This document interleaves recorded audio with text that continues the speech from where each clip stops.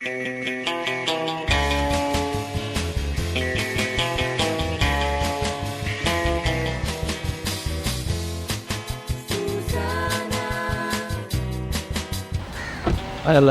Mamat Dangdut ni lagi. Tu hari jumpa dekat Penang, ni dekat JB pula.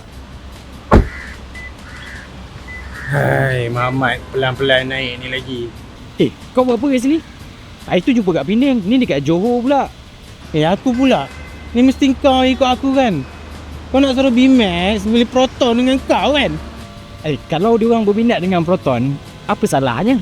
Aku tengok kat sini ramai lah yang pakai Pro 2 daripada Proton. Dah lah, aku nak maki phone lah. Dah, phone kau rosak juga? Aduh, phone kau pun rosak juga ke? Kau ni semua benda nak sama dengan aku kan?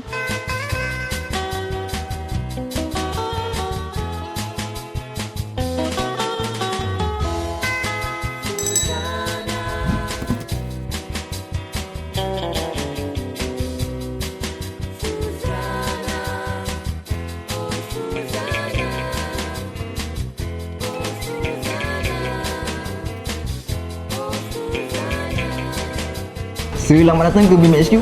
Ada boleh saya bantu? Sini boleh tukar LCD. Dengan bateri.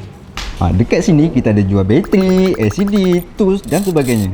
Dan jangan lupa juga kita boleh hantar dekat seluruh Malaysia. Saya ada masalah dengan LCD. Mungkin saya jatuh hari tu, pecah. Sekarang ni saya nak cari LCD yang paling bagus. Boleh recommend tak? Dekat sini kita ada dua jenis LCD tau. Satu install, satu lagi OLED. Tapi kebiasaannya kita akan saja kat customer pakai OLED nya. Sebab dia 90% sama macam Oreo.